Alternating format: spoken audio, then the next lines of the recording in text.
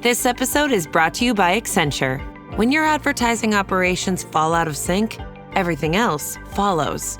Spotify and Accenture are working together to reinvent the rhythm of ad sales, using automation, analytics, and smarter workflows to simplify campaign delivery and access better data across the business. The result? Less time spent on operations, more time connecting brands with the moments and fandoms that matter most.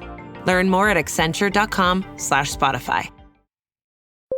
When you need to build up your team to handle the growing chaos at work, use Indeed Sponsored Jobs. It gives your job post the boost it needs to be seen and helps reach people with the right skills, certifications, and more. Spend less time searching and more time actually interviewing candidates who check all your boxes. Listeners of this show will get a $75 sponsored job credit at Indeed.com/podcast. That's Indeed.com/podcast. Terms and conditions apply. Need a hiring hero? This is a job for Indeed Sponsored Jobs.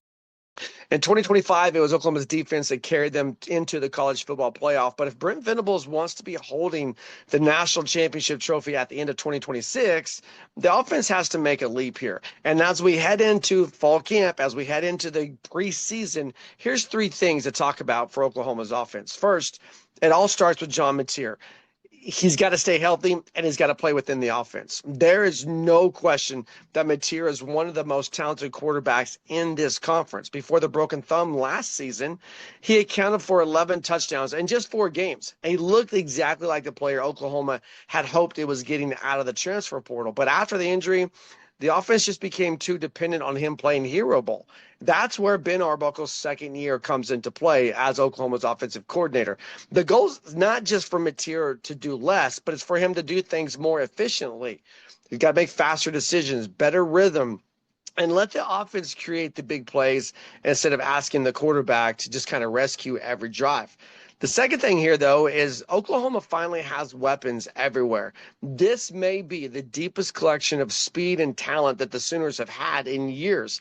Isaiah Satania returns after one of the SEC's best seasons last year, over almost 1,000 yards. You have Virginia transfer Terrell Harris, Texas transfer Parker Livingston. Those guys give Mateer 2 more proven targets on the outside. Then you look at the tight end room. Hayden Hansen brings 33 career starts at that position, and new tight ends coach Jason Witten. You add in a running back room that features Xavier Robinson's power, Torrey Blaylock's speed.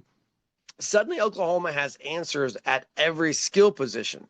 The third thing here, though, is the offensive line and the running game. They're ultimately going to determine Oklahoma's ceiling. Everything looks great on paper, but none of it matters if Oklahoma can't run the football. The Sooners became one-dimensional too often last season, putting themselves behind the chains, forcing John Mateer into impossible situations. Now, the good news here is that this offensive line, it's not rebuilding anymore. It is growing up.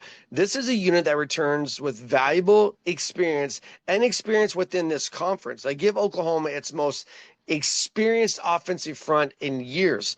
If they can establish the run, if they can control first and second down, if this offense runs behind these guys, they have a chance to become one of the best in the SEC. So the bottom line here is this: Oklahoma doesn't have any excuses, really, at all anymore.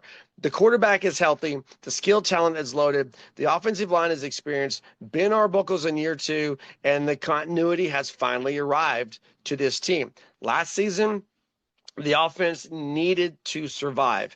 This season, going into 2026, it needs to become a championship caliber unit. And if they do that, the Sooners, well, they won't just be a playoff team. They'll be a legitimate contender to bring home national championship number 8.